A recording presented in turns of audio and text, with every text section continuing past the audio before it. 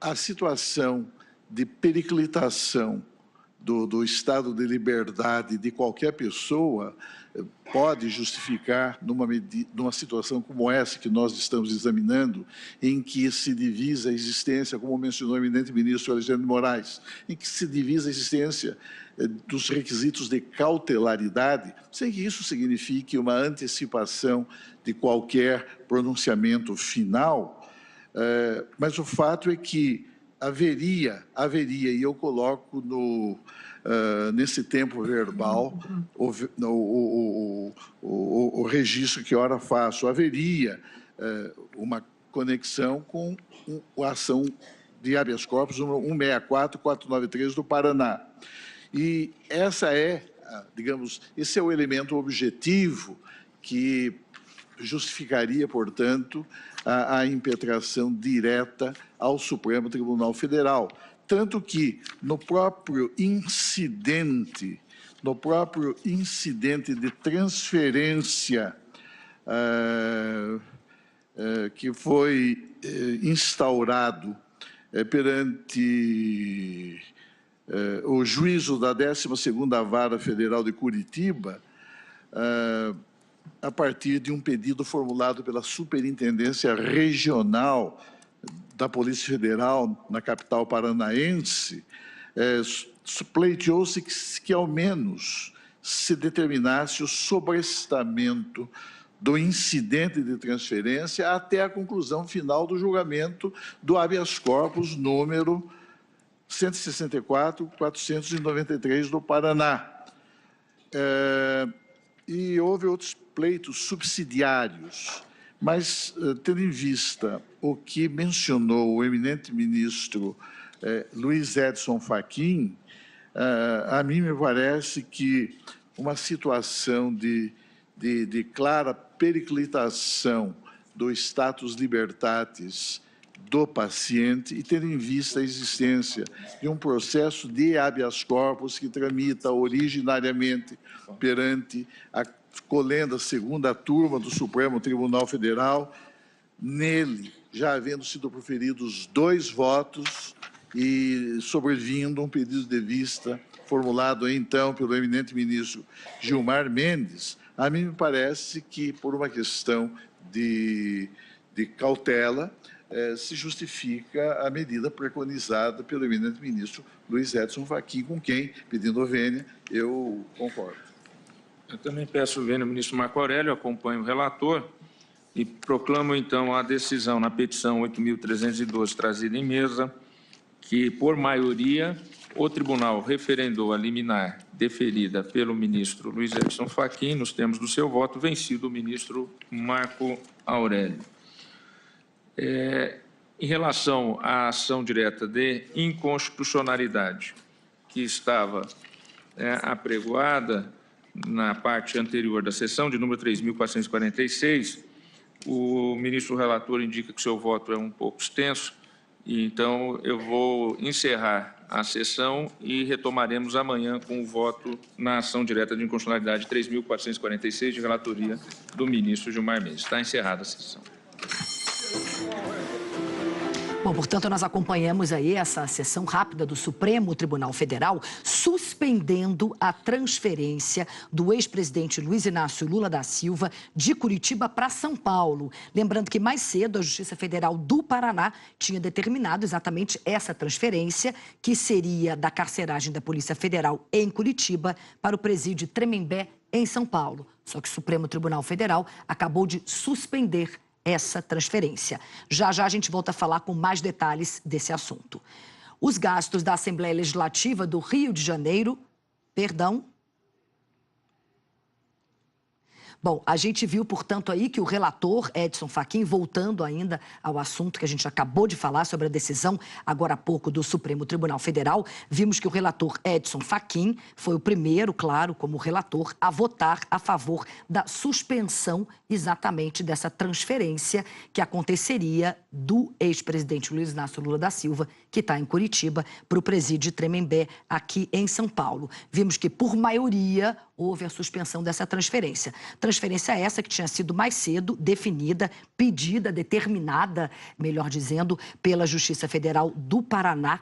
Tinha pedido isso através de uma juíza, a juíza Lesbos, tinha exatamente feito esse pedido para que houvesse a transferência do ex-presidente Luiz Inácio Lula da Silva para o presídio Tremembé, no interior de São Paulo. Só que aí, logo em seguida, a defesa do ex-presidente Luiz Inácio Lula da Silva entrou aí com esse pedido no Supremo Tribunal Federal para que isso fosse analisado de forma rápida e imediatamente, o que de fato aconteceu. Nós acompanhamos, portanto, aí essa rápida sessão do Supremo Tribunal Federal, dando exatamente essa determinação, né? A defesa tinha pedido também liberdade para até que o julgamento de habeas corpus pela segunda turma do tribunal, ou caso isso fosse negado, que mantivesse o ex-presidente Lula em sala de estado maior, ou seja, em cela especial. Essa decisão foi por 10-1.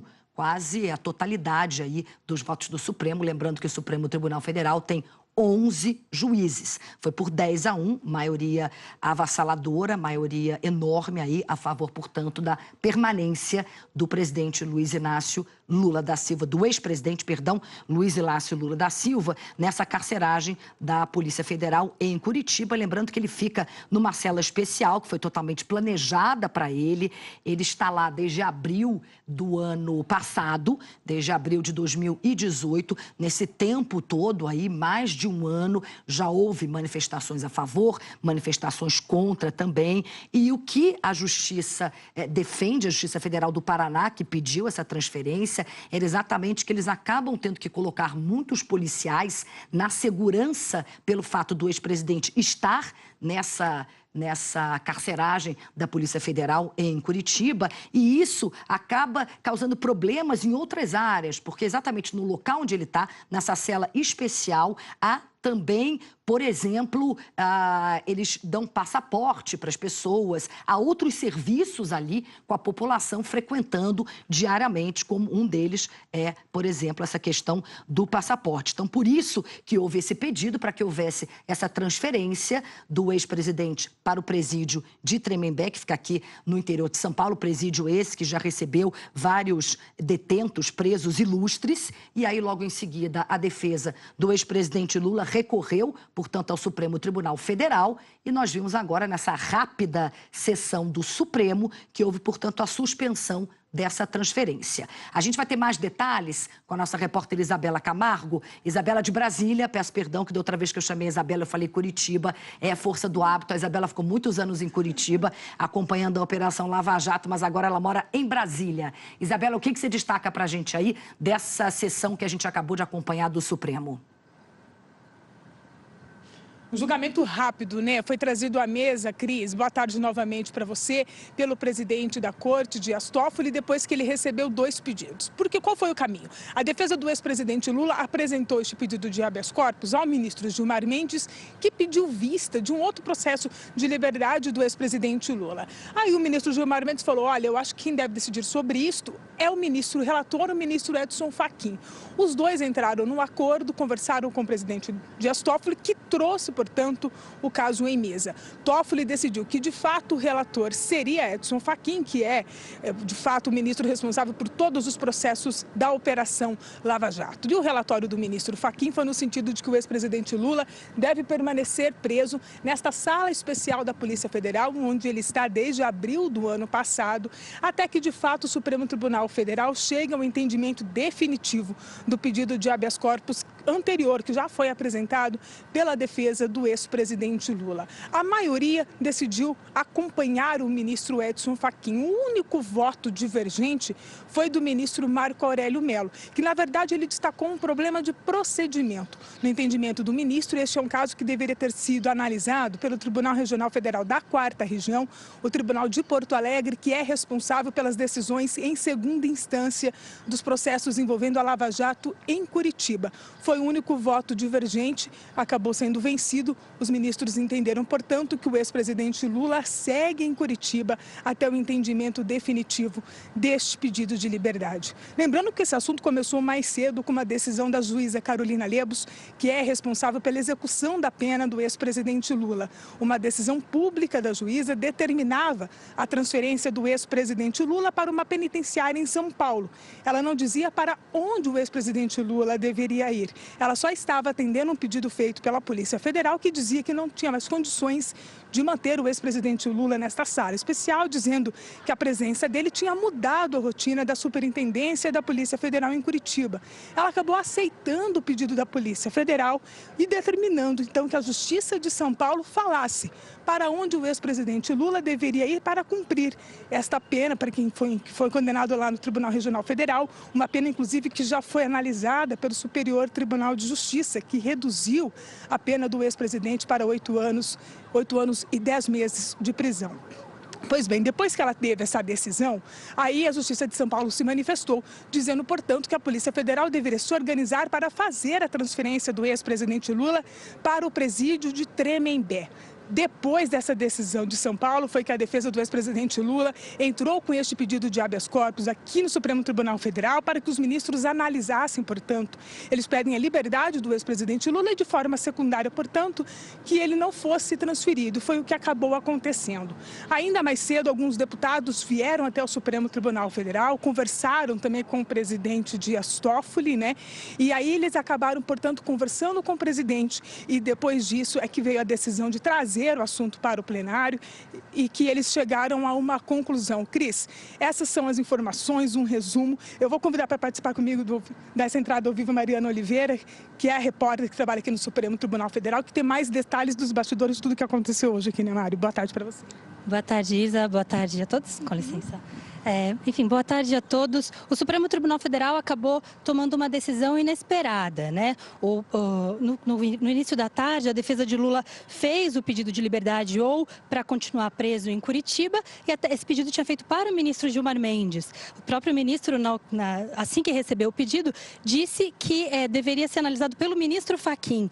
E aí, em seguida, saiu uma decisão do ministro Fachin questionando a presidência do Supremo sobre quem deveria decidir sobre o pleito de Luiz Inácio Lula da Silva. Toffoli recebeu os parlamentares, um grupo de políticos aqui no Supremo, e já avisou a eles que uma decisão sairia ainda hoje. E na sequência dessa fala aos deputados, ele já foi diretamente ao plenário informar aos demais ministros que isso deveria ser julgado ali, naquele momento. Ele informou a todos que pela deliberação técnica, caberia ao ministro Fachin ser o relator do caso, e o ministro Fachin começou, então, a ler ali o pedido da defesa. Pediu o parecer da procuradora Raquel Dodge. Raquel Dodge opinou para que o ex-presidente Lula ficasse preso lá em Curitiba, não fosse transferido para Tremembé, e esse foi então também o voto dado pelo ministro Fachin. Os ministros todos concordaram, apenas o ministro Marco Aurélio entendeu que não cabia ao Supremo decidir hoje sobre esse caso, que a defesa deveria primeiro recorrer ao TRF4, né, a segunda instância lá que cuida dos processos da Lava Jato. Enfim, então por 10 votos a 1, o Supremo suspendeu a transferência do ex-presidente Lula e decidiu que ele fica preso lá em Curitiba por enquanto, até que o Supremo decida o processo que questiona a atuação de Sérgio Moro.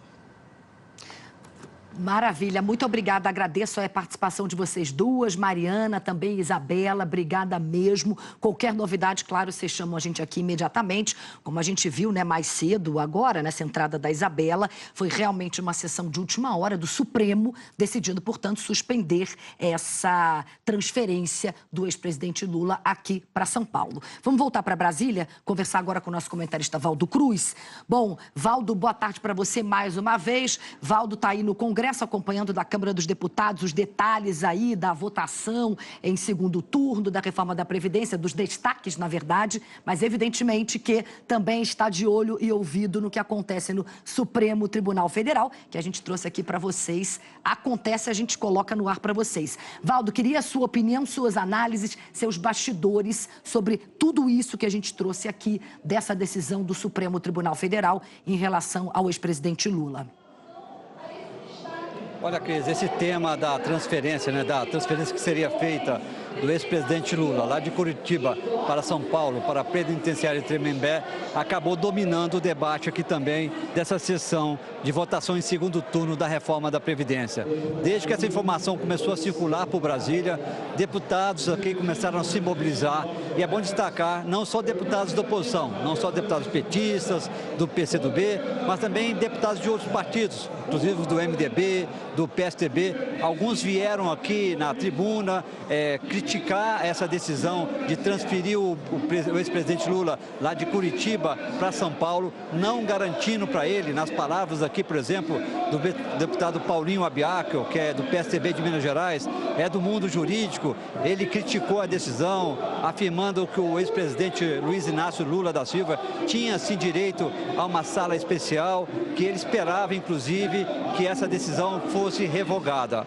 Depois, o presidente da casa, que agora não está aqui agora nesse momento, Rodrigo Maia, ele foi para o seu gabinete, ele recebeu ali alguns deputados, não só da oposição, mas também governistas, PSDB, DEM, e conversou com eles e disse: vou ligar para o ministro Dias Toffoli, presidente do Supremo, e pedir que ele receba uma comissão representando a Câmara dos Deputados para que vocês discutam com Toffoli essa questão. Essa comissão foi até o Supremo Tribunal Federal e voltou com a palavra de Toffoli de que ele colocaria ainda hoje no plenário para votação esse pedido da defesa, que acabou sendo acatado parcialmente pelos ministros do Supremo, 10-1, e acabou sustando essa transferência do ex-presidente Lula. Assim que essa informação chegou aqui, quando já foi formada a maioria no Supremo Tribunal Federal a favor de Luiz Inácio Lula da Silva, do ex-presidente, que está preso em Curitiba, condenado em segunda instância pelo caso do triplex do Guarujá, deputados da oposição começaram a bater palmas, a elogiar a postura de Rodrigo Maia, que intercedeu em nome não só da oposição, mas, por exemplo, Marcos Pereira, que é presidente do PRB, que é vice-presidente da Câmara dos Deputados, ele foi ali chefiando essa comissão. Ele não é da oposição, mas trabalhou com o governo, no governo do ex-presidente Luiz Inácio Lula da Silva, foram lá, então elogiaram muito essa postura de Rodrigo Maia para tentar ali solucionar essa tensão do dia de hoje. Então acabou ali resolvendo e sendo elogiado. Em Brasília, Cris, como eu estava dizendo, esse assunto dominou muito aqui em Brasília. Muita gente achando realmente que o ex-presidente Lula, por já ter um precedente, inclusive concedido quando Sérgio Moro, hoje ministro da Justiça, era juiz lá da Lava Jato, da Operação Lava Jato em Curitiba, foi ele que concedeu a Lula a possibilidade de ficar ali na sede da Polícia Federal em Curitiba, numa sala de Estado Maior. Muita gente aqui no Congresso, no plenário da Câmara dos Deputados, dizendo que se isso fosse revogado, se Lula fosse transferido de Curitiba para São Paulo, umas dependências não semelhantes, iguais à de Curitiba, seria meio que aumentar uma punição ao ex-presidente Lula, e que as pessoas achavam que isso não é correto. Muita gente, inclusive aqui também, dizendo que está na hora do STJ, palavras de aliados do ex-presidente Lula, mas também de gente que não é totalmente a favor de Lula, como tucanos, dizendo que o STJ precisa analisar aquela progressão de pena, decidir se realmente o ex-presidente Lula já tem direito para passar para o regime semiaberto. Hoje ele está no regime fechado. O Ministério Público Federal já deu um parecer favorável a isso. Ou seja, Cris, esse assunto acabou ali dividindo as atenções com essa sessão importantíssima para o país, que é de votação do segundo turno da reforma da Previdência, mas acabou aí também sendo usada essa sessão para externar apoio ao ex-presidente Luiz Inácio Lula da Silva. Agora a sessão continua, estão em votação do terceiro destaque. Então, Cris, agora com essa decisão do Supremo, vai ter que aguardar até que seja julgado o mérito desse pedido da defesa de Luiz Inácio Lula da Silva a respeito da questão de se você mantém o ex-presidente Lula preso ou não, se tem uma progressão de regime ou não. Cris, é com você. Valdo, obrigada, viu, pelas suas informações. Bom trabalho para você. Vamos continuar a falar desse assunto, lembrando que a gente viu o placar foi de 10-1, quer dizer, maioria esmagadora dos juízes do Supremo Tribunal Federal, votando exatamente pela suspensão dessa transferência do ex-presidente Lula de Curitiba para São Paulo. Eu vou começar mais uma vez com a Mariana Oliveira. Mariana, vamos lá, vamos explicar aqui para os nossos telespectadores os próximos passos. A partir de agora, o que acontece aí no Supremo Tribunal Federal em relação a essa ação? Oi, Cris, boa tarde a todos. Bom, agora que o Supremo Tribunal Federal decidiu suspender a transferência, decidiu manter o ex-presidente preso lá em Curitiba, vai ser preciso que o ministro Gilmar Mendes devolva o processo sobre que aponta, né, a parcialidade do juiz Sérgio Moro. Vamos lembrar o que aconteceu até agora. A defesa do ex-presidente questionou a atuação de Sérgio Moro como juiz no caso dele, enfim, apontou uma série de elementos, disse que o juiz determinou uma condução coercitiva que não deveria ter sido determinada, questionou supostos grampos em advogados, afirmou que ele agiu de modo inadequado como juiz do caso do ex-presidente Lula. Esse julgamento começou em dezembro do ano passado. O ministro Fachin e a ministra Carmen Lúcia votaram contra o pedido do ex-presidente Lula. Entenderam que não havia nada de errado na atuação de Sérgio Moro. E o ministro Gilmar Mendes, então, pediu vista, paralisou o julgamento. Esse julgamento seria retomado em junho, antes do recesso do judiciário, mas aí o ministro Gilmar Mendes decidiu não votar novamente sobre o mérito, né, sobre a questão, sobre se o juiz foi ou não parcial com o Lula. E o que aconteceu ali na ocasião? Eles decidiram apenas se Lula poderia ou não ser solto enquanto não houvesse essa decisão definitiva. Por 3-2, o Supremo decidiu manter, então, Lula preso. E esse é o julgamento que precisa ser concluído. Já tem 2 votos, ainda faltam os ministros Gilmar Mendes, Ricardo Lewandowski e Celso de Mello votarem sobre se o ex-juiz Sérgio Moro atuou de modo legal, legítimo ou não em relação ao ex-presidente. Lembrando que ainda não tem data, o ministro Gilmar Mendes precisa liberar esse julgamento e quem marca a data é a ministra Carmen Lúcia, que é a presidente da segunda turma, e quando isso for decidido, então, o Supremo vai analisar se anula os atos do juiz Sérgio Moro em relação ao Lula ou se mantém esses atos. Esse é o julgamento pendente que vai definir a situação do ex-presidente Lula.